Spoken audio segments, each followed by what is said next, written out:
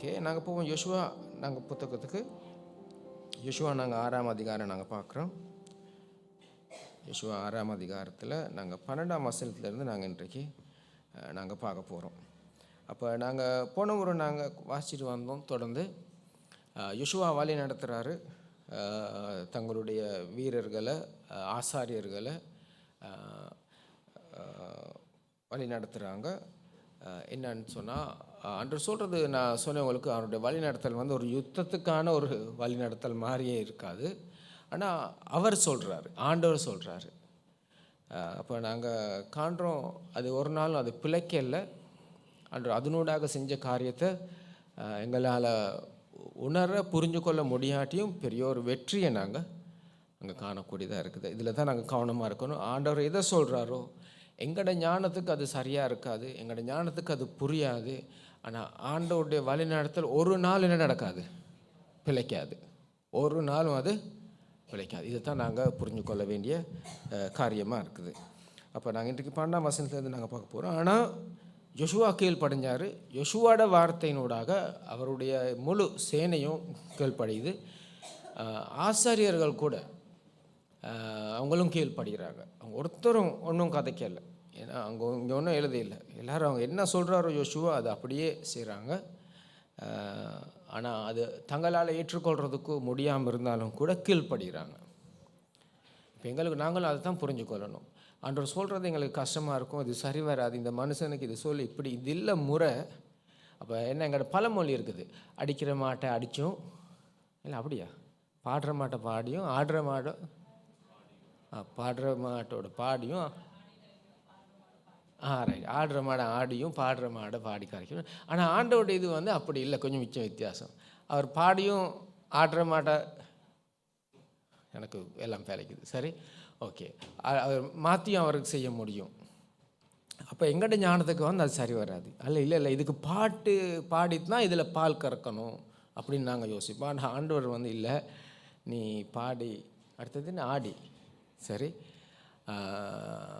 அப்போ நாங்கள் தெரிஞ்சுக்கணும், ஆண்டோட வந்து வித்தியாசம் பார்த்தோன்னா அவர் சொல்கிறத செய்கிறது மிச்சம் முக்கியம். அது ஒரு நாளும் இது வர கட்டியும் வேதத்தில் எங்கேயுமே தோல்வி அடைஞ்சோ பிழைச்சோ ஆண்டவர் திருப்பி வந்து என்னையை மன்னிச்சிருங்க, நான் செஞ்சது பெரிய ஒரு மிஸ்டேக் ஒன்று நான் செஞ்சிட்டேன், நான் கூட யோசிக்கலை. இது வந்து வேறு இடத்துல வேறு மதங்கள் இருக்கலாம். ஆனால் இங்கே ஒன்றுமே அப்படி இல்லை. ஆனால் என்ன முக்கியம்னு சொன்னால், எங்களோட ஞானத்துக்கு அது 8 நாளும் 8 ஆட்டியும் புரிஞ்சாலும் புரியாட்டியும் கீழ்படுகிறது முக்கியமாக இருக்குது. ஆமே, சரி, நாங்கள் வாசிப்போம். நாங்கள் 12ஆம் வசனத்திலிருந்து. ஓகே,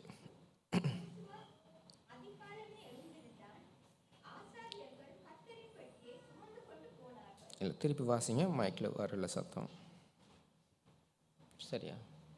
யோசுவா அதிகாலமே எழுந்திருந்தான், ஆசாரியர்கள் கர்த்தரின் பெட்டியை சுமந்து கொண்டு போனார்கள். சரி, இப்போ இதில் முக்கியமானது வந்து அதிகாலையிலே யோசுவா எழுந்திருந்தான். இந்த ஒரு தலைவர் நாங்கள் காண்றோம். இது சரியான முக்கியம். இயேசு கிறிஸ்து அதிகாலையில் எழும்பினது, ஜெபிச்சது, வழிநடத்தலை பெற்றுக்கொண்டது. இங்கே நான் காண்றோம் யோசுவாட நிறைய இடங்களில் சொல்லப்படுது அதிகாலையிலே எழும்பினார். அது ஏன் சொல்கிறாங்கன்னு சொன்னால், அவர் ஆண்டவருடைய ஆண்டு நோக்குறாரு, ஆண்டவருடைய எதிர்பார்க்குறாரு, அவரை ஜெபிக்கிறாரு. நாங்கள் சில நேரம் அதிகாலையில் நாங்கள் எழும்புவோம், எல்லாம் ஆண்டவருக்காக இல்லை, எங்களோட தேவைகளுக்காக. ட்ரிப் எங்கே சரி போகிறோன்னா எத்தனை மணிக்கு எழும்புவோம். ஆனால் ஜெபிக்கிறோன்னு சொன்னால் நாங்கள் எழும்ப மாட்டோம். வேலைக்கு போகிறோன்னா கூட நாங்கள் எழுப்போம். அங்கே 6 மணிக்கு இருக்கணும்னா இன்றைக்கு ஆஃபீஸில் நாங்கள் போயிடுவோம். ஆனால் ஜெபிக்கிறதுக்காக நாங்கள் எழும்ப மாட்டோம். ஆனால் நாங்கள் ஆண்டவருக்கு நாங்கள் முதலிடம் கொடுப்போம். ஆனால் நாங்கள் எங்களுக்கு தோல்வி இல்லை, அவ்வளோதான் சொல்லலாம், வெற்றி இருக்குது. அப்போ இதை நாங்கள் புரிஞ்சுக்கொள்ளணும். அப்போ இங்கே ஒரு அதிகாலையில் எழும்பி இங்கே ஆசாரிகள் கர்த்தரின் பெட்டியை சுமந்து கொண்டு போனார்கள் இங்கே சொல்லப்படுது. 13ஆம் வசனம். தொனிக்கும் 7 எக்காலங்களை பிடிக்கிற 7 ஆசாரியர்களும் எக்காலங்களை ஊதிக்கொண்டே கர்த்தரின் பெட்டிக்கு முன்பாக நடந்தார்கள். சரி, அப்போ இங்கே சொல்லப்படுது, இது வந்து பெரிய ஒரு கோட்டைக்கு, எரிகோ பட்டணம் கோட்டைக்கு சுற்றி இவங்க நடந்து கொண்டு இருக்கிறாங்க. அப்போ ஆசாரிகள் அந்த சொன்னபடியே அவங்க 7 எக்காலங்களை எடுத்துக்கொண்டு அவங்க பெட்டிக்கு முன்பாக, உடன்படிக்கை பெட்டிக்கு முன்பாக இவங்க அதை ஊதிக்கொண்டு போகிறாங்க. இதெல்லாம் முறையே இல்லை, ஆனால் செய்கிறாங்க. இது எங்களோட ஞானத்துக்கு 8 ஆட்டியும் ஆண்டவர் சொல்லியிருக்கிறாரு, தலைவர் சொல்லிட்டாரு, நாங்கள் செய்கிறோம், அவ்வளவுதான், வேறு ஒன்றும் இல்லை. சரி, வாசிப்போம். நாங்கள் யுத்த சன்னத்தரானவர்கள் அவர்களுக்கு முன்னாலே நடந்தார்கள். அதுக்கு பிறகு பார்க்குறோம் யுத்தம் செய்கிறவங்க எல்லாரும் அதுக்கு முன்னாலே நடந்தார்கள் நீங்கள் சொல்லப்படுது. ஓகே. பின் தண்டோவனில் எக்காலங்கள் ஊதப்படுகையில் கர்த்தரின் பெட்டிக்கு பின் சென்றது. வாசிங்க. 2ஆம் நாளிலும் பட்டணத்தை ஒரு தரம் சுற்றி வந்து பாளையத்துக்கு திரும்பினார்கள். இந்தபடி 6 நாளும் செய்தார்கள். சரி, இப்போ சொன்னபடி இப்போ 1 நாள் இல்லை, 2 நாள் இல்லை, 6 நாள் செஞ்சிட்டாங்க. இப்போ இது கொஞ்சம் கஷ்டமான ஒரு காரியமாக நான் உணர்றேன். இது 1 நாள் செஞ்சாங்க, ஒரு மாதிரி போயிட்டு வந்தவர் ஒரு மாதிரி தப்பிச்சிட்டோம் பொழைச்சிட்டோம், ஒன்றும் நடக்கலைன்னு இருந்துக்கலாம். 2ஆவது நாள், 3ஆவது நாள், 4ஆவது நாள், நான் நினைக்கிறேன் அவங்களுக்கு எப்படி இருந்ததுக்குன்னா ஒவ்வொரு நாளும் ஒவ்வொரு வருஷமாக இருந்திருக்கும்ன்ட்டு. ஏன் சொல்லுங்கள், பெரிய ஒரு டென்ஷன் ஒன்று இருந்திருக்கும். ஏன், என்ன நடக்க போகுது இங்கே, இன்றைக்கி வால் எடுத்துக்கொண்டோ கத்தி எடுத்துக்கொண்டோ அதெல்லாம் சொல்லலை, இங்கே சுற்றி போயிட்டு வான்னு சொல்லியிருக்கு, அவ்வளோதான். வேறு ஒன்றும் இல்லை, வேறு ஒரு வழிநடத்தல் ஒரு இன்ஸ்ட்ரக்ஷனும் இல்லை. அது வேறு. இது 6 நாள் போகணும், 7ஆவது நாளும் போகிறதுக்கு, 7ஆவது நாள் 7 தரம் போகிறதுக்கு. இதெல்லாம் எப்படி நாங்கள் புரிஞ்சு இது மேலே ஒரு நம்பிக்கையை வச்சு நடக்கிறதுனா மிச்சம் கஷ்டமான காரியம். இப்போ நாங்கள் நல்லா யோசித்தோம்னா நாங்கள் அநேகமாக நாங்கள் பிழைச்சிருக்கோம். நாங்கள் எங்கள்ட ஞானத்தில் ஓடி நாங்கள் நிறையா பிழைச்சிருக்கிறோம். நான் சொல்கிறது சரியா இல்லையா? உலகத்துக்கு தேவையான மாதிரி, எங்களுக்கு தேவையான மாதிரி, எங்களோட மகாம்சத்துக்கு தேவையான மாதிரி ஒவ்வொருத்தர் சொல்கிற மாதிரி செஞ்சு நாங்கள் நிறையா பிழைச்சிருக்கிறோம். சில ஷார்ட்கட்டை போட்டுட்டு நாங்கள் ஒரு கிழமையில் முடிய வேண்டியதை நாங்கள் ஒரு மாதமாக மாற்றிருக்கோம். சிலர் ஒரு மாதத்தில் முடிய வேண்டியது ஒரு வருஷமாக கூட நாங்கள் மாற்றிருக்கிறோம். நாங்கள் அது ஒரு வருஷமாக 2 வருஷமாக போனாலும் பரவாயில்ல, அவர் சொன்ன மாதிரி நாங்கள் செய்வோமா இருந்தால். ஏன் சொல்லுங்கள், அதுக்கு பிறகு அடுத்த காரியங்களை அவர் இன்னும் மிச்சம் சீக்கிரமாக வேகமாக பலனுள்ளதாக அவர் செய்வார். ஏன்னா அவருக்கு தெரியும் நாங்கள் என்ன சொன்னாலும் அவர் நாங்கள் செய்வோம்னு சொல்லி. அப்போ அவருடைய இதில் ஒரு நாள் என்ன இருக்காது, எங்களுக்கு குறைவு இருக்காது. இதை நாங்கள் புரிஞ்சுக்கணும். ஏன்னா நாங்கள் இந்த வருஷம் ஒரு வெற்றியான ஒரு வருஷமாக நாங்கள் முடிக்கணும் உண்டு. இந்த வருஷம் நாங்கள் அநேக ஆத்துமாக்களை நாங்கள் ஆதாயப்படுத்தி ஆகணும். ஆமேன்னு சொல்கிறீங்களா? ஏற்றுக்கொள்கிறீங்களா? இன்றைக்கி நாங்கள் பாதுகாக்கப்பட்டு எங்களோட வாழ்க்கை, எங்களோட குடும்பம், பிள்ளைகள் மாத்திரம் நல்லா போகிறதில்ல, இந்த முழு தேசமும் நல்லா போகுது. ஆமே. இந்த தேசமும் இன்னும் நீதி, நியாயம், ரட்சிப்புக்குள் வரப்போகுது. ஆமேனா? அப்போ நாங்கள் அதுக்காக தான் நாங்கள் இந்த எல்லாமே நாங்கள் செய்கிறதுக்கு நாங்கள் தீர்மானிச்சிருக்கிறோம். ஓகே, வாசிங்க. 7ஆம் நாளில் அதிகாலமே கிழக்கு வெளுக்கும் போது எழுந்திருந்து, திருப்பி பாருங்க, அதிகாலமே 7ஆம் நாள் அதிகாலமே இன்னும் வெள்ளனே எழும்பி காரியத்தை செய்கிறாங்க. ஏன்னா ஆண்டவர் சொல்லிட்டாரு இன்றைக்கு 7 தரம் போகிறதுக்கு. அப்போ இது லேசான காரியம் இல்லை. அப்போ இன்னும் வெள்ளனே எழும்பி இவங்க ஆண்டவருடைய வழிநடத்தல் படி சொல்கிறது செய்கிறாங்க. இது எப்படி இது செய்கிறாங்க? இது ஒரு நாளும் பிரச்சனை இல்லை. இப்போ இது 6 நாள் முடிச்சுட்டு 7ஆவது நாள் 7 தரம் போகிறாங்க. இது ஒரு விதத்தில் என்னது, எங்களுக்கு ஒரு பெரிய ஒரு இது ஒன்று இருக்கா, நம்பிக்கையே இருக்காது. ஆனால் அவங்க கீழ்ப்படுகிறாங்க. அப்போ நான் உங்களுக்கு என்ன சொல்ல வரேன்னு சொன்னால், ஆண்டவர் என்னத்தை சொல்கிறாரோ, சூழ்நிலை எப்படி இருக்கோ அதெல்லாம் 2வது. நாங்கள் கீழ்ப்படுகிறது, நாங்கள் அதுக்கு உறுதியான ஒரு மனதை வச்சுக்கொள்ளணும். ஆமேனா? எல்லா விஷயத்துலையும் மக்களோடு பேசுகிறது, கதைக்கிறது, நாங்கள் செய்கிற வியாபாரங்கள், தொழில், கற்றுக் கொடுக்கறது, எங்களோட வாழ்க்கையில் இருக்கிற ஒரு ஆர்டர் தான், ஒரு சிஸ்டம் ஒன்று, ஒரு டிசிப்ளின் ஒன்று இருக்குது தான் எல்லாருக்கும். இது எல்லாத்துலேயுமே இந்த ஆண்டவருடைய வார்த்தைக்குள்ளே இருக்குமானா நாங்கள் பெரிய ஒரு வெற்றியை நாங்கள் இந்த வருஷம் காண போகிறோம். சரி, வாசிப்போம். நாங்கள் அந்த பிரகாரமே பட்டணத்தை 7 தரம் சுற்றி வந்தார்கள். அன்றைய தினத்தில் மாத்திரம் பட்டணத்தை 7 தரம் சுற்றி வந்தார்கள். 7ஆம் தரம் ஆசாரியர் எக்காலங்களை ஊதுகையில் யோசுவா ஜனங்களை நோக்கி, ஆட்பரியுங்கள், பட்டணத்தை கர்த்தர் உங்களுக்கு ஒப்பு கொடுத்தார். சரி, இங்கே சொல்கிறேன் என்னது, இப்போ 7ஆவது நாள் 7 தரம் போயிட்டாங்க. திருப்பி எல்லாம் என்ன சொல்கிறாங்க, எக்காலத்தை ஊதுறாங்க, எல்லாரையும் ஆட்பறிக்க சொல்லி கர்த்தர் உங்களுக்கு தேசத்தை ஒப்பு கொடுத்தார். இப்போ என்ன சரி நடந்திருக்கா? ஒன்றுமே நடக்கலை. அப்போ இந்த மாதிரி விசுவாச அறிக்கை சரியான முக்கியம். வெற்றி கிடைக்கிறதோ இல்லையோ அதெல்லாம் 2வது, நடக்குமா இல்லையான்னு தெரியாது. ஆனால் என்ன சொல்கிறார் இவர், பட்டணத்தை ஆண்டவங்களுக்கு கொடுத்துட்டார். எப்படி சொல்ல முடியும்? முதல் நாள் ஒன்றும் நடக்கலை, 2ஆவது நாள் நடக்கலை, 6 நாளும் நடக்கலை, 7ஆவது நாள் 7 தரம் போயிட்டு இன்னும் நடக்கலை. இப்போ எக்காலத்தை கூடுங்க, எல்லாரும் ஆட்பறீங்க, கர்த்தர் உங்களுக்கு பட்டணத்தை கொடுத்துட்டாருன்னு சொல்கிறாரு. அப்போ இது ஒரு விசுவாச அறிக்கை. அப்போ நாங்கள் இது அநேகர் செய்வோம். எங்களோட பழைய கிறிஸ்தவங்க சொல்லுவாங்க, ஆண்டவர் எனக்கு தந்ததுக்காக நன்றி, எனக்கு சுகப்படுத்தினதுக்காக நன்றின்னு சொல்லுவாங்க. சுகம் இல்லை, அது ஒரு மாதமாக சுகமாகவும் இல்லை. சிலர் இன்னும் வருஷக்கணக்கில் சுகமாகவும் இல்லை. ஆனால் என்ன சொல்லுவாங்க? எனக்கு தந்த சுகத்துக்காக உங்களுக்கு நன்றி. ஆமேண்ணா, இது கஷ்டம். இது அவங்க சொல்லலாம், இது என்னது, இது என்ன, இது பொய் இல்லையா சொல்கிறாரு? இல்லை, இது நாங்கள் என்னது விசுவாச அறிக்கையில் நாங்கள் கிளைம் பண்ணுறோம் ஆண்டவர் எங்களுக்கு தந்துட்டாருன்ட்டு. அப்போ இது இது இது எங்களுக்கும் பார்க்க யாருக்கு கஷ்டம்னு சொல்லுங்கள்? அவருக்கு தான் கஷ்டம். ஏன்னா நாங்கள் விசுவாசிக்குள்ள அந்த காரியம் நடக்காமல் இருந்தும் இன்னும் நாங்கள் விசுவாசிக்குள்ள அவருக்கு தான் கஷ்டம். அதனால் அவர் என்ன செய்வார்னா, அவர் இன்னும் வேகமாக அவருடைய காரியத்தை எங்களுக்கு நன்மையை செய்கிறதுக்கு அவர் செய்வார். ஆமேனா? அப்போ நாங்கள் இதுதான் கிறிஸ்தவங்களோட வாழ்க்கையில் இருக்கிற வித்தியாசம். சிலர் நடக்காது, நாங்கள் எதிர்பார்த்ததில்லை. மக்கள் சொல்கிறத செய்ய மாட்டாங்க. சிலரும் நீங்கள் வேலை செய்கிற இடத்துல அவங்க சொல்கிற மாதிரி அவங்க செய்ய மாட்டாங்க, அவங்களோட பாஸ் மாதிரி செய்ய மாட்டாங்க. ஆனால் நீங்கள் ஒன்று நம்புங்க, அவர் இருக்கிறாரு. அந்த அந்த வாக்கு தத்துவத்தை அந்த இதை பிடிச்சி கொண்டு நீங்கள் என்ன செய்யணும்? அவருக்கு துதியும் ஜெபத்தோடு இருப்பீங்கனால நீங்கள் வெற்றியை காண போகிறீங்க. ஆனால் நீங்கள் கம்ப்ளைண்ட் பண்ணுறீங்க தானே? கம்ப்ளைண்ட் பண்ணுறதுல நீங்கள் தான் சிக்காக போகிறீங்க, நீங்கள் தான் நோயாளியாக போகிறீங்க. கம்ப்ளைண்ட் அது எங்களுக்கு என்னது கம்ப்ளைண்ட் பண்ணுறது? நாங்கள் முறுமுறுக்கிறது இல்லாட்டி நாங்கள் அதை கம்ப்ளைண்ட், நாங்கள் குறை சொல்கிறது அது எங்களுக்கு சொந்தமானதல்ல. குறை சொல்கிறது நாங்கள் குறை சொல்ல தேவையில்லை. நாங்கள் என்ன சில நேரம் நாங்கள் குறை சொல்லக்குள்ளே டக்குன்னு செஞ்சிடுவாங்க. அடைவே இந்த நாள் சொல்லி நம்ம பார்த்து குறை சொல்லிகிட்டு இருக்கான்னு காரியத்தை செய்வாங்க. ஆனால் அது நாங்கள் இப்படி வேறொரு இன்ஜெக்ஷனை அடித்து இது சொல்லி நாங்கள் பெற்றுக்கொண்ட காரியம். அது இஸ்ரவேல் மக்களும் பெற்றுக்கொண்டாங்க. ஆண்டவருக்கு குறை சொன்னோன்னா உடனே ஆண்டவர் சில காரியங்களை செஞ்சாங்க. ஆனால் ஆண்டவர் சந்தோஷப்படலை.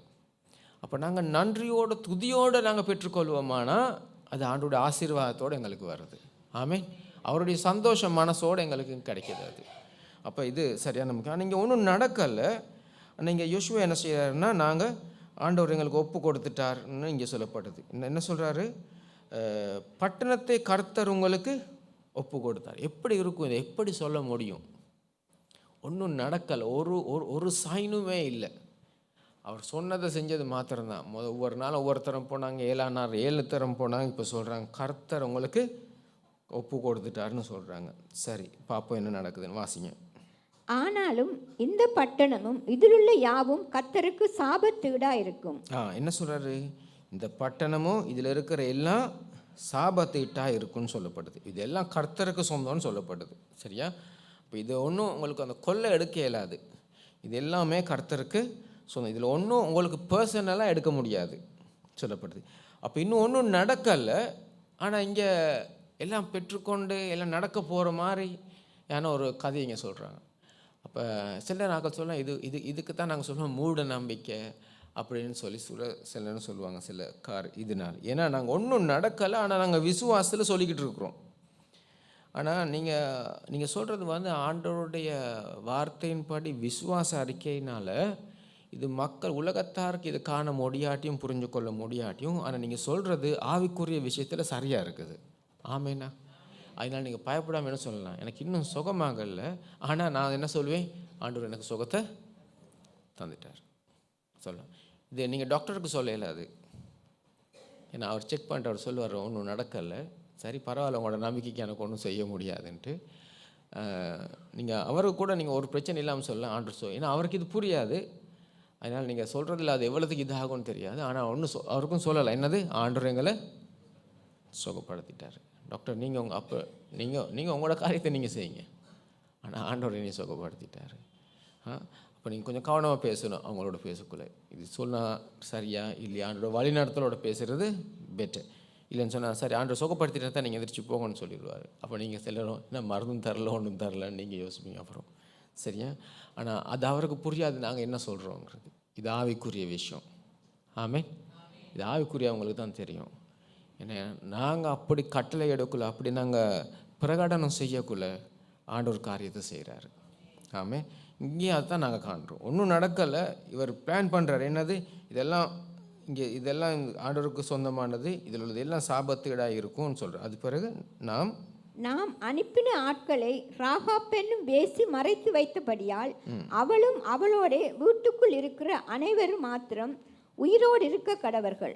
இப்போ இதில் பார்த்தீங்கன்னா அவங்களுக்கு உதவி செஞ்சு அவங்க மறக்கலை, அப்போ அந்த அந்த 2 பேர் போயிட்டு தூது பார்த்துட்டு வந்தவங்க வந்து சொல்கிறாங்க, அந்த ரஹாப் சொல்கிற அந்த மனுஷி இவங்களை காப்பாற்றினதாக சொல்கிறது. அப்போ அவங்களுக்கு மாத்திரம் ஒரு சான்ஸ், அவங்களுக்கு மாத்திரம். அப்போ நான் பார்க்குறது இந்த யோசுவா போகல. அப்போ யோசுவாவால் அனுப்பப்பட்ட அந்த 2 பேர் வந்து சொல்கிறாங்க, என்ன சொல்கிறாங்கன்னா, ரஹாப் தான் எங்களை பாதுகாத்ததாக இங்கே சொல்லப்படுது, எங்களை இது பண்ணி அகப்படாமல். அப்போ அவங்களையும் அவங்க குடும்பத்தையும் அவங்களுக்கு சொந்தமான எல்லாத்தையுமே இவங்க கை வைக்கல. அப்போ இது நாங்கள் பார்க்குறோம், இதில் ஒரு பெரிய ஒரு உண்மைத்துவத்தை நாங்கள் காண்றோம். சத்துரு நாடு இல்லை, நான் பார்க்குறோம் அவங்களுக்கு கொடுத்த அந்த வாக்கு தத்தத்தை என்னது, அவங்க மீறல, அதை உடைக்கல. ஆமேண்ணா, நாங்கள் எத்தனை ப்ராமிஸை நாங்கள் உடைச்சிருப்போம், எத்தனை பேருக்கு நாங்கள் இது சொல்லி நாங்கள் செய்யாமல் இருந்திருப்போம், செய்ய முடியாமல் இருந்திருக்கலாம். சிலர் நாங்கள் செய்யாமே இருந்திருக்கலாம். சிலர் நாங்கள் பொய்க்கு நாங்கள் என்ன செய்வோம், நாங்கள் ப்ராமிஸ் பண்ணியிருப்போம். ஆனால் நீங்கள் காண்றோம், இது வந்து சரியான முக்கியம். நாங்கள் யாருக்காவது ஒரு வாக்கு தத்துவம் கொடுத்தோம்னா அதை நிறைவேற்றுறது, அதுக்கு உண்மையாக இருக்கிறது. ஆமேன்னு சொல்கிறீங்களா, ஏற்றுக்கொள்கிறீங்களா? அப்படி நாங்கள் ஏதாவது பிழைச்சிட்டு இருந்தால் அட்லீஸ்ட் இனிமேலாவது மன்னிப்பு கேட்டு அதுக்குரிய சரியான பரிகாரத்தை நாங்கள் இது பண்ணி தான் ஆகணும், செலுத்தி தான் ஆகணும். அப்படி இல்லைன்னா எங்கள் மேலே இருக்கிற நம்பிக்கை அது வந்து எங்களோட வாழ்க்கைக்கு ஒரு தடையாக தான் இருக்க போகுது. நாங்கள் சொல்கிறது ஒன்று, செய்கிறது ஒன்று, இந்த நாளும் அப்படின்னா இது வந்து எங்களோட வாழ்க்கையோட முன்னேற்றத்துக்கோ ஆண்டவருடைய ஆசீர்வாதத்துக்கோ பெரிய ஒரு தடை இருக்குது. கிறிஸ்தவங்க சொல்கிறவங்க வந்து ஏதாவது ஒரு வார்த்தை சொன்னால் அந்த சொல்கிற வார்த்தைக்கு உண்மையாக இருக்கிறவங்க. ஆமேனா, அதனால தான் அநேக ராஜாக்கள் இல்லாட்டி ஜனாதிபதி அவர்கள் இந்த நாட்டிலையும் வெளியில் நாடுகள்லையும் மகாத்மா காந்தி, சதாம் ஹுசேன், நீங்கள் பார்த்தீங்கன்னா ஹிட்லர் போன்றவங்க கூட அவங்களுக்கு மிச்ச நம்பிக்கையாக இருந்தது எல்லாருமே கிறிஸ்தவங்க தான். ஏன்னா அவங்க பொய் சொல்ல மாட்டாங்க. அடுத்தது வந்து அவங்க ஏதாவது ஒரு வாக்குத்தத்தம் கொடுத்தா அதுக்கு 100க்கு 100% உண்மையாக இருப்பாங்க. அப்போ இந்த ஒரு குவாலிட்டி இருக்கிறது கடவுள்கிட்ட மாத்திரம் தான். அப்போ ஆண்டவர்கிட்ட மாத்திரம் தான் அவர் 8 வாக்குத்தத்தம் கொடுத்த வாக்குத்தத்தத்தை மாறாதவர் அவர் மாத்திரம் தான். அப்போ அவருடைய பிள்ளைகளுக்கும் அது இருந்தே ஆகணும். ஆமே. அப்போ அது நாங்கள் அப்படி இருப்போமானா அவருடைய செயலுக்கு தடையாக இருக்காது, ஒன்றும் அவருடைய ஆசீர்வாதத்துக்கு எதுவுமே தடையாக இருக்காது. அப்போ இது வந்து சரியான முக்கியம். இங்கே காண்றோம், அந்த முழு இதையும் பட்டணத்தையும் அவங்க அழிச்சும், ஆனால் இந்த ஒரு குடும்பத்தை குறித்து இவங்க என்னது கவனமாக இவங்களை பாதுகாக்கிறது. அது பிறகு எங்களுக்கு தெரியும், இயேசு கிறிஸ்துவோட பரம்பரை அந்த இதில் இந்த பெண்ணுடைய பேரும் அங்கே இருக்கிறத கூட எங்களுக்கு காண முடியும். அப்போ ஆண்டவருடைய காரியத்துக்காக யாராவது இயேசுவை ஏற்றுக்கொண்டோ ஏற்றுக்கொள்ளாமையோ அந்த பக்கம் நிற்பாங்களான்னா நீங்கள் ஞாபகம் வச்சுக்கொள்ளுங்க, அவங்களுக்கு நாங்கள் ஆசீர்வாதமாக இருக்கணும்ன்ட்டு. நாங்கள் சிலர் இப்போ நாங்கள் நேற்று இந்த போன முறை போக்கில் தொட்டிலங்கைக்கு போயிருக்கோம். போனாங்க எங்கள் டாக்டர் சுவிசேஷம் கூற. அப்போ அநேக இஸ்லாமியர்களும் மற்ற மதத்தில் வரவங்களும் நீங்கள் வாங்க இங்கே செய்யுங்கன்னு சொல்லி அவங்க என்ன செஞ்சுருக்காங்க, எங்களுக்கு ஃபுல் சப்போர்ட் பண்ணியிருக்கிறாங்க, என்னது சுவிசேஷத்தை கூடுறதுக்கு. அப்போ அவங்க இயேசுவை ஏற்றுக்கொண்டாங்களா இல்லையாங்கிறது வந்து 2வது பிரச்சனை. ஆனால் அவங்க ஆண்டுடைய காரியத்துக்கு அவங்க என்னவாக இருந்திருக்கிறாங்க, ஒத்தாசையாக இருந்திருக்கிறாங்க. சரிதானே, அவங்க ஆண்டவருடைய காரியத்தில் இருக்கிறாங்க. அப்போ ஆண்டவருக்கு ஒரு பிளான் இருக்குமா இல்லையா அவங்கள குறித்து, நிச்சயமாக இருக்குது. அப்போ நாங்கள் ஞாபகம் வச்சுக்கொள்ளணும். அப்போ நாங்கள் அடையாளம் கண்டு கொள்ளணும், யார் விரோதமாக இருக்கிற, யார் ஆண்டோட பக்கம் இருக்கிற. சிலவங்க நியூட்ரலாக இருப்பாங்க, அது கூட எங்களுக்கு பெரிய உதவி. ஏன்னா எங்களுக்கு காரியத்தை ஆண்டவர் சொன்ன காரியத்தை செய்கிறதுக்கு எங்களுக்கு இலகுவாக இருக்கும். ஆனால் விரோதமாக இருந்தால் எங்களுக்கு செய்கிறதுக்கு மிச்சம் கஷ்டம். அன்றைக்கில் ஆக்கள் சொல்லிட்டாங்கன்னா செய்ய வேணான்னு எங்களுக்கு செய்ய முடியாது. அப்படி ஒன்றும் நடக்கலை, செஞ்சு கொண்டு போகிறோம் ஆண்டோட கிருபையில். ஆனால் சில இடங்களில் சிலவங்க மிச்சம் தீவிரமாக இருப்பாங்க. சரியா? அப்போ நாங்கள் காண்றோம் என்ன சொன்னால், கொடுக்குற அந்த வாக்கு தத்துவத்துக்கு இவங்க உண்மையாக இருக்கிறாங்க. இப்போ அவங்கள காப்பாற்றுற அவங்களுக்கு ஒன்றும் நடந்துடக்கூடாது. ஏன்னா அவங்க ஆண்டவருடைய நாமத்தினால் அந்த கொடுத்த அந்த வாக்கு தத்துவம்ன்றது இங்கே நாங்கள் காண்றோம். அப்போ இது எங்களுக்கு மிச்சம் ஒரு முக்கியமான ஒரு காரியமாக இருக்குது. சரி, வாசிக்கிறீங்களா திருப்பி ஒரு அந்த வசனத்தை? ஆனாலும் இந்த பட்டணமும் இதிலுள்ள யாவும் கர்த்தருக்கு சாபத்தீடா இருக்கும். நாம் அனுப்பின ஆட்களை ராகாப் என்னும் வேசி மறைத்து வைத்தபடியால் அவளும் அவளோட வீட்டுக்குள் இருக்கிற அனைவரும் மாத்திரம் உயிரோடு இருக்க கடவர்கள். சரி, அந்த யோசுவாவோட ஆர்டர் அதுதான். Right, okay. சாபத்தீடானதில் ஏதாகிலும் எடுத்து கொள்ளுகிறதினாலே நீங்கள் சாபத்தீடாகாத படிக்கும், இஸ்ரவேல் பாளையத்தை சாபத்தீடாக்கி அதை கலங்க பண்ணாத படிக்கும் நீங்கள் சாபத்தீடானதுக்கு மாத்திரம் எச்சரிக்கையாக இருங்கள். சரி, ஒரு காரியத்தில் நீங்கள் எச்சரிக்கையாக இருங்கன்னு சொல்லப்படுது. ஆண்டவருக்கு வந்து இதுக்கு ஒப்பு கொடுத்ததை நீங்கள் ஒன்றும் எடுக்க இயலாது. நீங்கள் எடுத்தீங்கன்னா என்ன நடக்க போகுதுன்னு சொன்னால், நீங்கள் முழு இஸ்ரவேலுக்குமே நீங்கள் என்னவா இருக்க போகிறீங்க? சாபமாக இருக்க போகிறீங்க. இதுதான் இங்கே சொல்லப்படுது. அப்போ நாங்கள் ஆண்டவருக்குரியது, ஆண்டவருக்கு அர்ப்பணிக்கப்பட்டது, ஆண்டவருக்கு சொந்தமானதை நாங்கள் எடுப்போமானா அது எல்லாருக்குமே என்னது? ஒரு அடியாக தான் இருக்க போகுது. இதை தான் நாங்கள் இங்கே புரிஞ்சு கொள்ள வேண்டும். இப்போ இதை நாங்கள் சீரியஸாக நாங்கள் யோசிக்க வேண்டிய ஒரு விஷயம். அப்போ நாங்கள் ஒரு குடும்பமாக இருக்கிறோம். நாங்கள் ஒரு குடும்பமாக இருக்கிறனால என்ன சரி நாங்கள் ஆண்டவருக்கு விரோதமாக நாங்கள் செய்வோமானா, அவருடைய காரியத்துக்கு நாங்கள் மேலே போகிறோமானா அது எல்லாத்துக்குமே என்னது? அது ஒரு சாபமாக, ஒரு தடையாக இருக்க போகுது. அப்போ எங்கள் எல்லாருக்கும் ஒரு பொறுப்பு இருக்குது. ஒவ்வொருத்தரையும் காத்துக்கொள்ள வேணும். நாங்களும் சரியாக இருந்தாங்களும் மற்றவங்களுக்கும் சரியாக இருக்க உதவி செஞ்சாங்க. அதனால நாங்கள் எல்லாருமே மற்றவங்களுக்காக கூட ஆண்டவரே இவங்களை மன்னிங்கன்னு சொல்லி நாங்கள் அவங்களுக்காக பரிந்துரையாடுற ஒருவராக நாங்கள் இருந்தாகணும். ஆமேன்னு சொல்கிறீங்களா? உங்களுக்கு நீங்கள் செய்வீங்களா? மற்றவங்களுக்காக நீங்கள் ஆண்டவரே மன்னிங்கன்னு சொல்கிறீங்களா? அப்படின்னா ஆண்டவருடைய கிருபை இன்னும் இருக்க போகுது. இங்கே எல்லாருக்குமே என்னது? நீதி, நியாயமாக, பரிசுத்தமாக, உத்தமமாக வாழ்கிறதுக்கு எங்களுக்கு உதவியாக இருக்கும். அப்படி இல்லையோ முழு குடும்பத்துக்கும் அது ஒரு தாக்கத்தை அங்கே கொண்டு வர போகுது. இப்போ எங்களுக்கு தெரியும் இதுக்கு அடுத்தாப்பில் நடந்த விஷயத்தையும் எங்களுக்கு தெரியும். அப்போ அதுக்கு பிறகு இதில் இருக்கிற ஒருத்தர் வந்து ஆக்கான் என்கிறவர் வந்து சில பொருட்களை எடுத்தபடியால் அவர் ஒழிச்சு வச்சுருந்தபடியால் அது முழு இஸ்ரவேலுக்கும் பெரிய ஒரு தோல்வியை கொண்டு வரதை காணக்கூடியதாக இருக்குது. அப்போ நாங்கள் எப்பொழுதும் நாங்களும் உண்மையாக இருக்கணும், மற்றவங்களுக்கும் உண்மையாக இருக்க இதுதானே ஃபேமிலிங்கிறது. இது குடும்பம்னு சொன்னால் இதுதான். அப்போ ஒரு குடும்பமாக இருக்கக்குள்ள நாங்கள் என்னது, எங்கள் வீட்டில் இருக்க எல்லாருமே முன்னுக்கு போகணும், எல்லோரும் நல்லா இருக்கணுங்கிறத குறித்து நாங்கள் யோசிப்போம். சபையும் அப்படியே தான். அப்போ இதில் சிலவங்க ஒதுங்கி இருக்கலாம், சிலவங்க கணக்காக இருக்கலாம், கை தூரத்தில் இருக்கலாம், ஒவ்வொருத்தர் வந்து விசிட்டர்ஸ் மாதிரி வந்துட்டு போகலாம். இல்லை, இது ஒரு ஃபேமிலி. இது தான் நீங்கள் புரிஞ்சுக்கணும். இது ஒரு குடும்பம். அப்போ இதில் நாங்களும் எங்களை காத்துக்கணும், மற்றவங்களையும் காத்து மற்றவங்களோட சமாதானத்துக்காக, சந்தோஷத்துக்காக, அவங்களோட வெற்றிக்காக நாங்கள் ஒவ்வொருவரும் என்னது நாங்கள் பாடுபடுறவங்களாக இருந்தாகணும். அப்படி இருப்போமானா நாங்கள் பெரிய ஒரு மாற்றத்தை நாங்கள் காணப்போகிறோம். இதனால தான் நாங்கள் காண்றோம், இந்த புதிய ஏற்பாடில் நாங்கள் காண்றோம் பரிசுத்த ஆவியானவர் எல்லாம் பெற்ற பிறகு தங்களுக்கு இருந்ததெல்லாம் என்ன எப்படி வச்சு கொண்டாங்களா? பொதுவாக வச்சு கொண்டாங்களாம். பாருங்கள், பெரிய ஒரு மாற்றம். சரியா? அப்போ நாள்தோறும் அங்கே மக்கள் வராங்க. ஆனால் அவங்க ஆண்டவர் சொன்ன காரியத்தை மிஸ் பண்ணிட்டாங்க. என்னத்தை? சுவிசேஷத்தை இது பண்ணாமல் உள்ளுக்கு எல்லாம் அங்கே பராமரிக்கிறதோடு அதில் பிஸியாக இருந்துட்டாங்க. அதுக்கு பிறகு அங்கே ஒரு சின்ன ஆண்டவர் ஒரு அடியை போட்டோன்னா திருப்பி எல்லோரும் சிதறப்பட்டு சுவிசேஷம் போக ஆரம்பிக்குது. இப்போ நாங்கள் எவ்வளோ தான் நாங்கள் சுகமாக இருந்தாலும் ஆண்டவருடைய காரியத்துலேயும் நாங்கள் என்னது தீவிரமாக இருந்தே ஆகணும். ஏற்றுக்கொள்கிறீங்களா? ஆமேன்னு சொல்கிறீங்களா? உங்களுக்கு நான் சொல்கிறது புரியுதா? நீங்கள் மிஸ் பண்ணிடவே கூடாது இதை. நீங்கள் நல்லா இருக்கலாம், உங்களுக்கு எல்லாமே இருக்கலாம், ஒரு குறைவு இருக்கலாம், ஆனால் ஆண்டோடைய காரியத்தில் நீங்கள் என்னது இருந்தே ஆகணும். அதை நீங்கள் எடுக்கவே முடியாது. இப்போ நீங்கள் நாங்கள் பார்த்தோம் என்னென்னா, இதாகினது ஒன்றும் நீங்கள் எடுக்க வேணாம்னு சொல்லப்படுது, இதில் கவனமாக இருக்க சொல்லப்படுது. அப்படின்னு சொன்னால் இது எங்களுக்கு தீமையாக இல்லாட்டி எங்களுக்கு ஒரு சாபத்தை, எங்களுக்கு ஒரு வினையை கொண்டு வருங்கிறது இங்கே கூறப்படுது. திருப்பி ஒருக்க வாசிக்கிறீங்களா அந்த வசனத்தை, 18ஆம் வசனத்தை? சாபத்தீடானதில் ஏதாகிலும் எடுத்து கொள்ளுகிறதினாலே நீங்கள் சாபத்தீடாகாத படிக்கும், இஸ்ரவேல் பாளையத்தை சாபத்தீடாக்கி அதை கலங்க பண்ணாத படிக்கும் நீங்கள் சாபத்தீடானதுக்கு மாத்திரம் எச்சரிக்கையாக இருங்கள். என்ன சொல்லப்படுது? இஸ்ரவேல் பாளையத்தை சாபத்தீடாக்கி அதை கலங்க பண்ணாத படிக்கும் நீங்கள் சாபத்தீடாகிறதுக்கு மாத்திரம் எச்சரிக்கையாக இருங்க.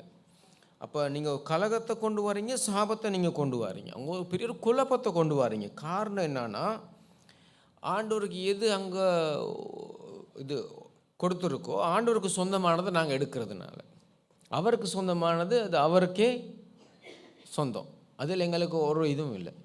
அப்போ நாங்கள் இது இப்போ எங்களுக்கு நாங்கள் பார்த்தோம்னா ஆண்டவருக்கு சொந்தமானது நிறைய காரியங்கள் இருக்குது. எங்களோட தசம பாகம், எங்களோட நேரம், அதே போல் காணிக்கைகளில் ஆண்டவருக்கு சொந்தமான காரியங்கள் இருக்குது. அப்போ எங்களோட அர்ப்பணிப்பு இருக்குது. இப்போ நாங்கள் வந்து முழு நேரம் ஊழியத்துக்கு வரோம். அப்போ நாங்கள் எத்தனை மணித்தியாக நாங்கள் ஆண்டவர் ஊழியத்துக்கு இருக்கிறோம் அப்படின்னு சொன்னால் நாங்கள் தெரிஞ்சுக்கொள்ளணும். அப்போ நாங்கள் அது வந்து 8 ஹவருக்கு மேலே 10 ஹவருக்கு மேலே அவருடைய காரியத்தில் நாங்கள் இருக்கிறவங்களா இருக்கணும். நீங்கள் அஃபிஷியலாக வரலாம், நான் அஃபிஷியலாக இருக்கலாம், நீங்கள் தனிப்பட்ட முறையில் கூட நீங்கள் தீர்மானிச்சிருக்கலாம். நீங்கள் சிலரும் நமக்கு அறிவிச்சிருக்க கூட மாட்டீங்க. ஆனால் நீங்கள் ஆண்டவரோடு அப்படியான ஒரு தீர்மானம் பண்ணிட்டீங்கன்னா அதுக்கு பிறகு அந்த டைம் எல்லாம் யாருக்கு சொந்தம்?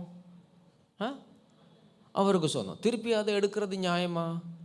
நீங்கள் என்ன சரி கொடுத்துட்டு எடுத்தால் எப்படி இருக்கும்? அப்போ இது திருப்பி செய்ய இயலாது, இதெல்லாம் ரிப்பேர் பண்ண இயலாது. சரியா? அப்போ நீங்கள் அதை ஆண்டவரோடு தான் அதை முடிச்சுக்கொள்ளணும் நீங்கள். சரியா? அப்போ நாங்கள் தெரிஞ்சுக்கணும், நாங்கள் ஆண்டவருக்கு நாங்கள் இது கொடுக்கோமோ, ஆண்டவர் எதை கேட்டிருக்காரோ, ஏதோ கேட்டனால தான் நாங்கள் கொடுக்குறோம். அப்போ அதுக்கு பிறகு அவருக்கு தான் அது சொந்தம். அப்போ நீங்கள் ஒரு நாளும் நீங்கள் திருடாதபடி நீங்களும் பார்த்துக்கணும். ஏன்னா நீங்கள் ஒரு நோயாக இருக்கக்குள்ள, நீங்கள் ஒரு பிரச்சனையில் இருக்கக்குள்ள, நீங்கள் அசமாதானமாக இருக்கக்குள்ள அது முழு குடும்பத்துக்கும் அது பாதிக்கும். நீங்கள் மறந்துடக்கூடாது. இப்போ எங்கள் எல்லாருக்கும் சவால்கள் இருக்குது, நோய் நொடி இருக்குது, எல்லாம் இருக்குது, நாங்கள் போய்கொண்டு இருக்கிறோம் அவரோட ஒரு பெரிய கிருபைனால. ஆனால் நாங்களே சிலதுகளை வீணாக நாங்கள் கொண்டு வந்து கொள்கிறோம் தானே, அங்கே பிரச்சனை இருக்குது. அப்படி இல்லாமல் இருந்துன்னு சொன்னால் எங்களுக்கு எவ்வளோ தான் சோதனைகள், பிரச்சனைகள், நோய்கள் வந்தாலும் எங்களுக்கு முன்னுக்கு போகலாம். ஆனால் நாங்கள் வேண தேடிக்கொண்டு அது கொஞ்சம் கஷ்டம்தான். உங்களுக்கு புரியுதா? இந்த 40 நாள் பயணத்தை 40 வருஷமாக மாற்றி கொண்ட மாதிரி தான் அதுக்கு பேர். அப்போ அது 40 வருஷமாக மாற்றினது நாங்கள், அவர் இல்லை. சரியா? அப்போ நாங்கள் மாற்றிக்கிட்டால் அது எங்களுக்கு தான் வேதனையாக இருக்க போகுது. அப்போ இதில் நாங்கள் மிச்சம் நாங்கள் கவனமாக இருக்கணும். ஒருத்தர் தாங்கி ஜெபிச்சு உதவியாக நாங்கள் நிறையா ரீதியில் நாங்கள் உற்சாகப்படுத்தணும் மற்றவங்கள வாரதுக்கு, வேதத்தை பற்றி கற்றுக்கொள்கிறதுக்கு, ஜெபிக்கிறதுக்கு. சில வீட்டில் சொல்லுவாங்க, நீங்கள் இந்த நாளும் சர்ச்சுன்னே அங்கே ஓடிக்கிட்டு இருக்கிறீங்கன்னு சொல்லுவாங்க. இல்லை, சர்ச்சுன்னு போனால் நாளும் அவர் அங்கே, ஆனால் சர்ச் காரியங்களை செய்வாராக இருந்தால் சும்மா இங்கே இருந்துட்டு போனால் அது நியாயம் இல்லை. அப்போ ஆண்டோடைய காரியத்துக்கு செய்யக்குள்ள அது ஒரு பிளெஸ்ஸிங். அதுக்கு பிறகு என்னது, அதுக்கு பிறகு அடுத்த பக்கம் திரும்பிடுவாங்க, சர்ச்சே போக மாட்டாங்க. அதுக்கு பிறகு சர்ச் போடான்னு விரட்டிகிட்டு இருப்பாங்க திருப்பி. அப்போ இந்த மாதிரி ஆனால் நிறையா எனக்கு தெரிஞ்ச மாதிரி எனக்கு கொஞ்சம் அனுபவம் இருக்குது இந்த மாதிரி கேஸ். சரி, அப்போ நாங்கள் ஆண்டவருக்குரியதை நாங்கள் எடுக்கக்கூடாது, அது எங்களுக்கு சாபமாக மாறிடும். அதுக்கு பிறகு அங்கே பெரிய கலகம் உண்டாகிரும்னு சொல்லி இதில் எச்சரிக்கையாக கவனமாக இருக்கும்படி இங்கே யோசுவா ஒரு பெரிய இன்ஸ்ட்ரக்ஷனை கொடுக்கறது நாங்கள் காணக்கூடியதாக இருக்குது 18ஆம் வசனத்தில். சரி, வாசிப்போம் நாங்கள். சகல வெள்ளியும் பொன்னும் வெண்கலத்தினாலும் இரும்பினாலும் செய்யப்பட்ட பாத்திரங்களும் கர்த்தருக்கு பரிசுத்தமானவைகள். அப்போ இங்கே என்னது, அப்போ கர்த்தருக்கு சொந்தமானது, இது ஆண்டவருக்கு சொந்தமானது, இது அங்கே போயிடணும், ஆண்டவருடைய இடத்துக்கு போயிடணுங்கிறது சொல்லப்படுது. என்னது, பொன், வெள்ளி, தங்கம், இரும்பு, இது ஆண்டவருக்கு சொந்தமானது. ஓகே, வாசிங்க. அவைகள் கர்த்தரின் பொக்கிஷத்தில் சேரும் என்றான். அங்கே கர்த்தருடைய பொக்கிஷங்கள் எங்கே வைக்கப்பட்டிருக்கோ அங்கே அது சேர கடவுது. சரி. எக்காலங்களை ஊதுகையில் ஜனங்கள் ஆர்ப்பரித்தார்கள். எக்கால சத்தத்தை ஜனங்கள் கேட்டு மகா ஆரவாரத்தோடே முழங்குகையில் அலங்கம் இடிந்து விழுந்தது.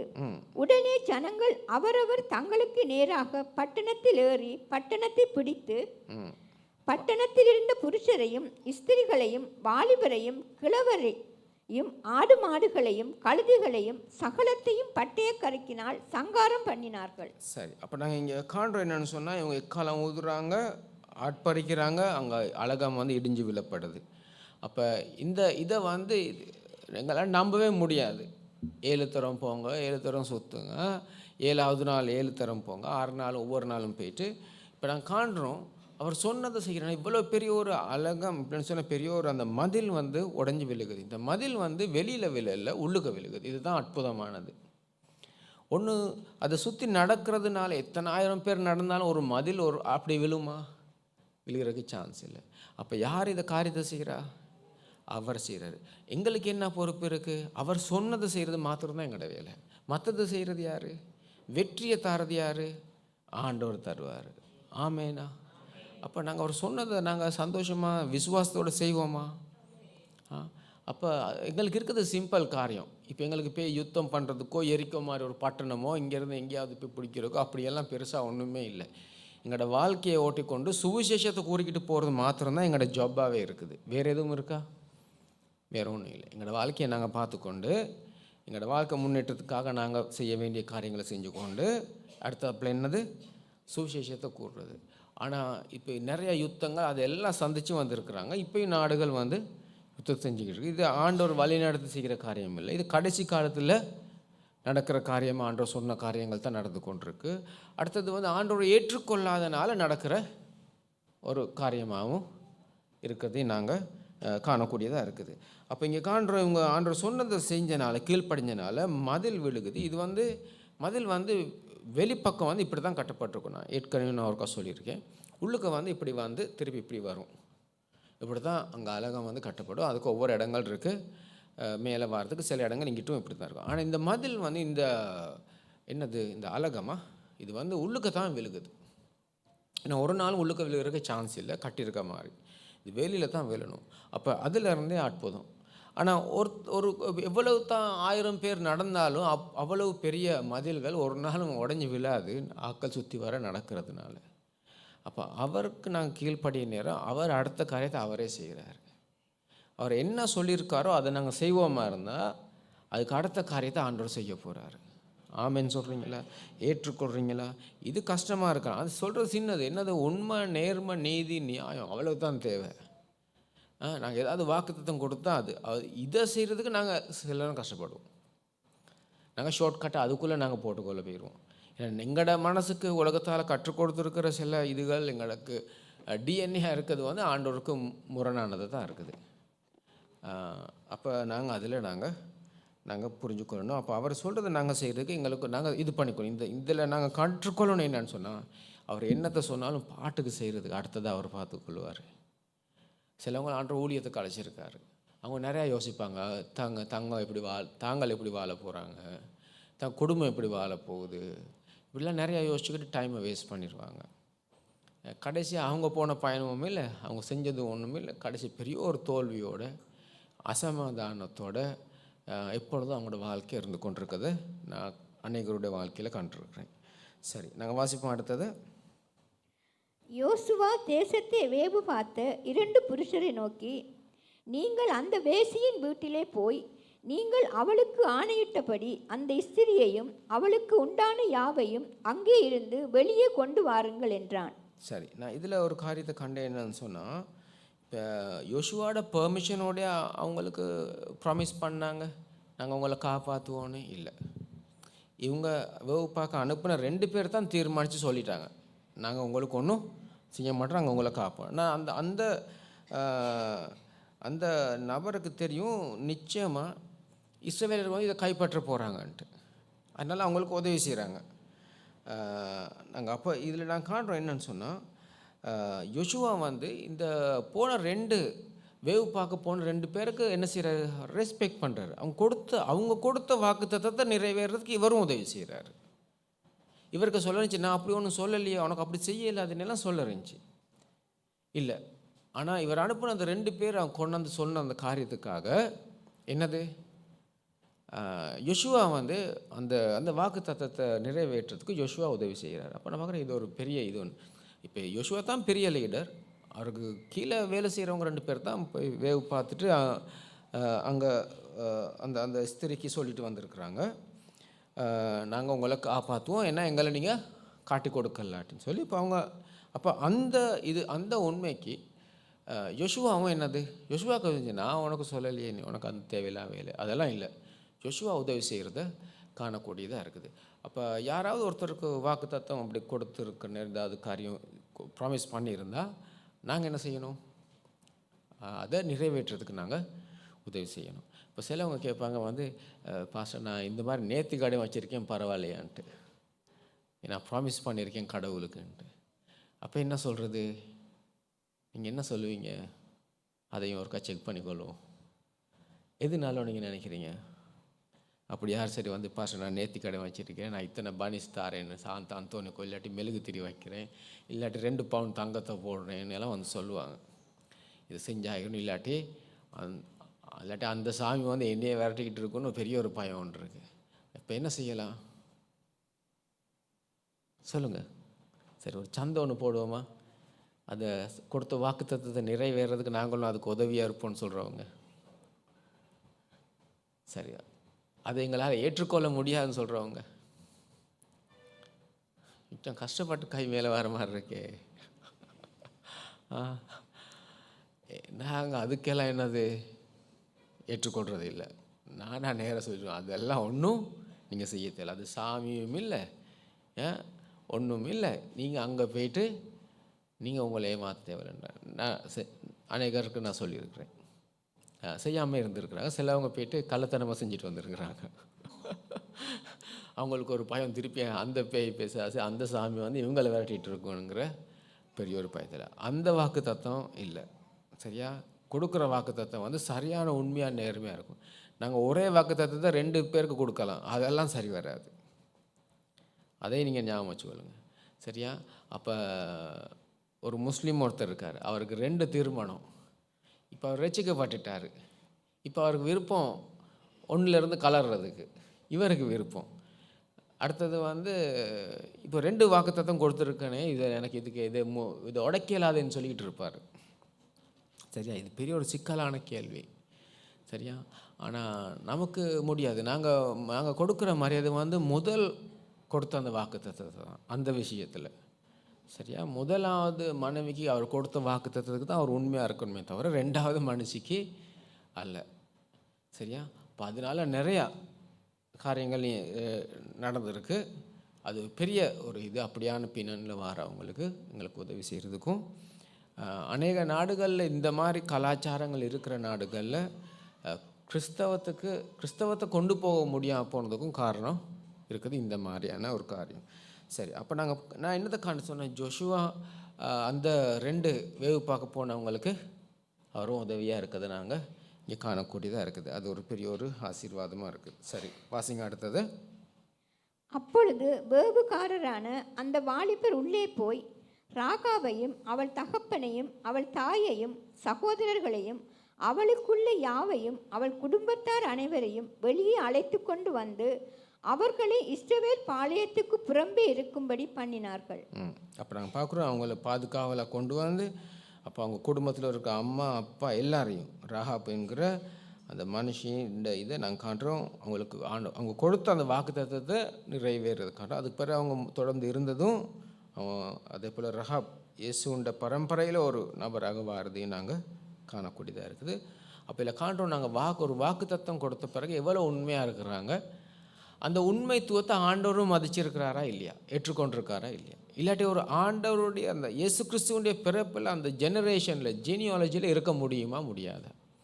அப்போ ஆண்டவர் கூட என்ன செஞ்சுருக்காரு, அதை அந்த கொடுத்த வாக்கு தத்துவத்தை அவரும் மதிச்சிருக்கிறாரு, அவரும் ஏற்றுக்கொண்டிருக்காரு. அப்போ இது வந்து சரியான முக்கியம். நாங்கள் ஒருத்தருக்கு ஒரு வாக்கு தத்துவம் நாங்கள் கொடுப்போமானா, ஒரு ப்ராமிஸை நாங்கள் கொடுப்போமானா, அதுக்கு நாங்கள் உண்மையாக இருக்குது. அப்படி நாங்கள் செய்ய முடியாமல் போயிட்டு இருந்தால், ஒரு சின்ன ஒரு விஷயமா இருந்தால் நாங்கள் மன்னிப்பு கேட்டு திருத்திக் கொள்ளலாம்.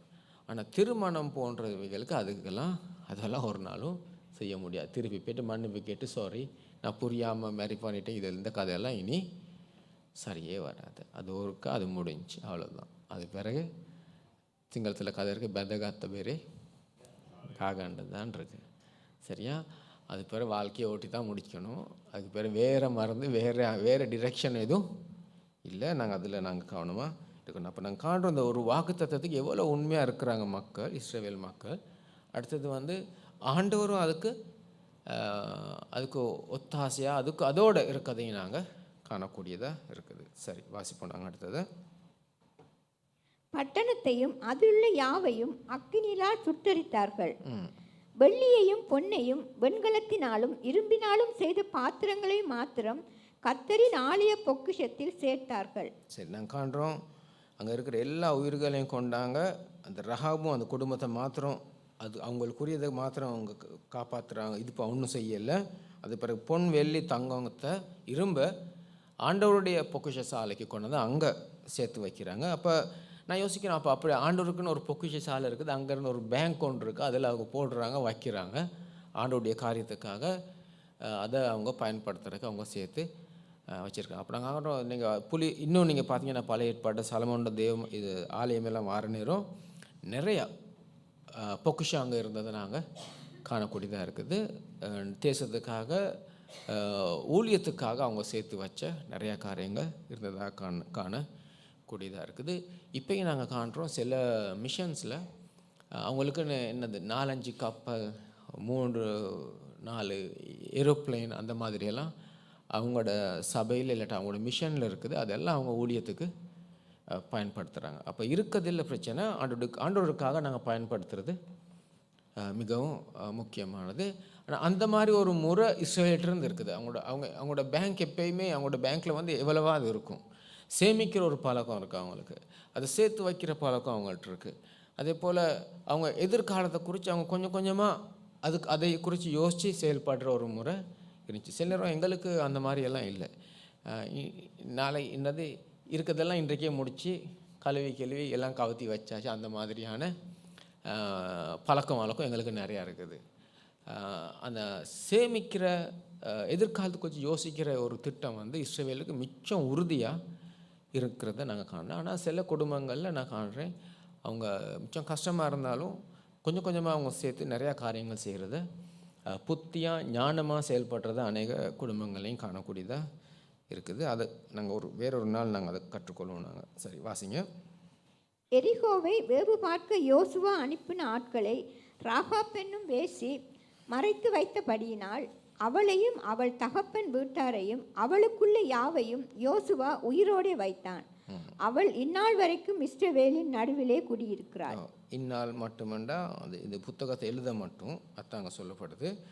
அப்போ நாங்கள் இயேசுன்ற ஜெனரேஷனில் வாரதே நான் காட்டுறோம். அப்படின்னா அவங்க இஸ்ரவேல் குடும்பத்தோடு இருக்கிறத நாங்கள் காணக்கூடியதாக இருக்குது. ஓகே வாசிங்க சிஸ்டர். அக்காலத்திலே யோசுவா இந்த எரிகோ பட்டணத்தை கட்டும்படி எழும்பும் மனுஷன் கர்த்தருக்கு முன்பாக சபிக்கப்பட்டிருக்க கடவன். அவன் அதன் அஸ்திவாரத்தை போடுகிற போது தன் மூத்த குமாரனையும் அதன் வாசல்களை வைக்கிற போது தன் இளைய குமாரனையும் சாக கொடுக்க கடவன் என்று சாபம் கூறினான். சரி, என்ன சொல்லப்படும் சொன்னால், இந்த எரிகோ பட்டணம் இப்படி அழிக்கப்பட்ட இந்த பட்டணத்தில் யாராவது அதை கட்டி எழுப்பணும்னு முயற்சி செஞ்சால் அவங்க வந்து சபிக்கப்பட்டவங்க. அவங்களுடைய மூத்த குமாரன் இளையவன் வந்து சபிக்கப்பட்டவன்னு இங்கே சொல்லப்படுது. அப்படின்னா இனிமே இதில் ஒன்றுமே இங்கே கட்டப்படக்கூடாதுங்கிற ஒரு அவ்விதமான ஒரு சாபத்தை அங்கே என்ன செய்கிறார், அவர் அங்கே கட்டளையிடுறாரு. இது சரியா பிள்ளையாங்கிறது நமக்கு தெரியாது. ஆனால் ஆண்டவர் அதை ஏற்றுக்கொண்டதை நாங்கள் காட்டுறோம். சில இடங்களில் சில இதுகள் சபிக்கப்பட்ட இதில் திருப்பி ஒன்றுமே ஒரு நாளும் கட்டி திருப்பி எங்களுக்கு எழுப்ப முடியாது. இதுகளையும் நாங்கள் அடையாளம் கண்டுக்கொள்ளணும். ஒரு முறை எனக்கு தெரியும், ஒரு இடத்த குறித்து பாஸ்டர் கோல்டன் சொன்னார், இந்த இடத்துல ஊழியத்தை செய்ய வேணாம், இது வந்து என்னது சபிக்கப்பட்ட ஒரு இடம். அப்போ நாங்கள் யோசித்தோம், இது என்ன, நாங்கள் ஜெபிச்சு சாபத்தை அகற்றி நாங்கள் இந்த இடத்துல எதுவும் செய்யலாம் தானேன்ட்டு. இல்லை, இன்று வரை அங்கே ஒன்றுமே சரி வராது. அப்போ நான் யோசித்தேன், அவர் சொன்ன அந்த வழி நடத்தல் வந்து ஆவிக்குரிய ஒரு வழி நடத்தல். இந்த வசனத்தை பார்க்கக்குள்ள நான் யோசிக்கிறேன், அப்படியான சில இதுகளும் இருக்குது. அப்படி ஆண்டவர் என்னது ஃபுல்லாகவே என்ன செஞ்சுருக்காரு, அதை கண்டெம் பண்ணி இருக்கிறாரு. சில இடங்களில் சில பூமிகள் ஏன்னா இங்கே வந்து நாங்கள் பார்த்திங்கன்னா சிறு பிள்ளையிலேருந்து எல்லாருமே என்ன நடக்கப்படுது, சங்காரம் பண்ணப்படுது. எல்லாருமே அங்கே அழிக்கப்படுறாங்க. மிருகங்களை கூட ஒன்று கூட எடுக்கிறதுக்கு இவங்க விடலை. எல்லாத்தையுமே எல்லா ஜீவனுள்ள எல்லாத்தையும் அங்கே என்னது ஃபுல்லாகவே அழிக்கிறாங்க. அப்போ அந்த சாபத்தை கொண்டு அதில் ஒன்றுமே இனிமேல் கட்டப்படக்கூடாதுன்ட்டு நாங்கள் பார்க்குறோம். அது பிறகு நாங்கள் இன்னொரு இடத்த நாங்கள் புதிய ஏற்பாட்டில் காண்றோம். யார் இயேசுவை காற்று கொடுத்த யூதாஸ் ஒரு இடத்த வாங்குறாங்க. அந்த இடம் என்னது, அந்த பூமியும் அப்படியான ஒரு கட்டளையிடப்பட்டது நாங்கள் காண்றோம். அப்போ நாங்கள் ஆண்டோட வழி நடத்தல் எங்களுக்கு முக்கியம். நாங்கள் ஏதாவது ஒரு காரியம் செய்வோமா இருந்தால். சரி வாசிங்க. இவ்விதமாய் கர்த்தர் யோசுவாவோட கூட இருந்தார், அவன் கீர்த்தி தேசமெங்கும் பரம்பிற்று. நாங்கள் பார்க்குறோம், அது சரியோ பிள்ளையோ எங்களுக்கு மூளைக்கு எட்டுதோ எட்டல்லையோ, ஆனால் யோசுவா கர்த்தர் சொன்னதை செஞ்சபடியாக வெற்றியாக முடிஞ்சு, அது மாத்திரமல்ல யோசுவாவும் இஸ்ரவேலையும் அங்கே பெரிய கீர்த்தியை அவங்களுக்கு குறித்து ஒரு பெரிய பயத்தையும் உலகம் முழுக்க கொண்டு வரதை நாங்கள் காணக்கூடியதாக இருக்குது. இன்றும் அந்த பயம், இஸ்ரவேலுக்கு இருக்கிற பயம் வந்து இன்னும் யாரையும் விட்டும் போகலை. இவ்வளோ பெரிய நாடுகளும் இஸ்ரவேலோடு சேர்றதுன்னா இஸ்ரவேலை தெரிஞ்சவங்க, இஸ்ரவேலை குறித்து தெரியாதவங்க தான் இஸ்ரவேலோட முட்டிக்கிட்டு இருக்கிற மக்கள் இன்னும். அப்போ இதை நாங்கள் தெரிஞ்சுக்கொள்ளணும். இன்றைக்கு எந்த நாடாக இருந்தாலும் இஸ்ரவேலோடு சேர்ந்து இருக்கிற பெரிய நாடுகள், அதுக்கு ஒரே காரணம் இஸ்ரவேலோடு இருக்கிற தேவன் யாருன்னு அவங்களுக்கு தெரிஞ்சபடியா. அப்படி தெரியாமல் யாராவது மோதிக்கிட்டு இருப்பாங்களான்னா இன்னும் சரியாக இஸ்ரவேலோடு இருக்கிற தேவன் யாருன்னு தெரியாத மக்கள் கூட்டமாக தான் இருக்கிறாங்க. சரி, நாங்கள் எழுப்பி நாங்கள் ஜெபிப்போம். நாங்கள் நாங்கள் ஆண்டருக்கு ஒப்பு கொடுத்து நாங்கள் ஜெபிப்போம், ஆண்டருக்கு நன்றி செலுத்துவோம். நாங்கள் கொடுக்குற வாக்கு தத்துவத்தில் நாங்கள் உண்மையாக இருப்போம். அதே போல் ஆண்டவர் சொல்கிறது எங்களுக்கு மூளைக்கு எட்டுனாலும் எட்டாட்டியும் சரியாக இருந்தாலும் இல்லாட்டியும் நாங்கள் கீழ்ப்படுகிறதுக்கு நாங்கள் தீர்மானிப்போம். அதே போல் எங்களோட எல்லா காரியத்திலையும் உண்மை, நேர்மை, நீதி, நியாயங்கிறது எப்பொழுதும் இருந்தே ஆகணும். ஆமென். வாக்கு தத்துவம் மாற முடியாது. அந்த வாக்கு தத்துவம் நாங்கள் நிறைவேறியே ஆகணும். அந்த வாக்கு தத்துவத்தை நாங்கள் அதை உடைச்சி கொண்டிருந்தால் நாங்கள் ஆண்டோட மன்னிப்பு கேட்டு நாங்கள் திருத்திக் கொள்வோம். ஆனால் வாக்கு தத்துவம் மாறாது. வாக்கு தத்துவமே தான்.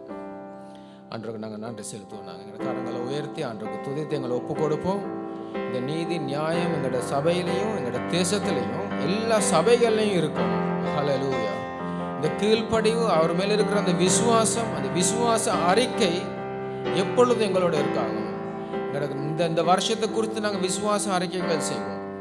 எங்களோட காரியங்களை குறித்து நாங்கள் செய்வோம். குடும்பத்தை குறித்து நாங்கள் விசுவாச அறிக்கைகளை நாங்கள் செய்வோம். நாங்கள் ஹல்லேலூயா, ஹல்லேலூயா. ஆண்டவரே உமக்கு ஸ்தோத்திரம் ஐயா, உமக்கு ஸ்தோத்திரம் ஐயா, உமக்கு நன்றி, உமக்கு நன்றி சுவாமி, உமக்கு ஸ்தோத்திரம் ஐயா, உமக்கு ஸ்தோத்திரம் ஆண்டவரே, ஸ்தோத்திரம் ஆண்டவரே, ஸ்தோத்திரம் ஐயா. ஆராதிப்பே ஆராதிப்பே செயல்படுகிறே இந்த இடத்திலே. ஆராதிப்பே ஆராதிப்பே எங்கள் நடுவிலே அசுவாடுகிறே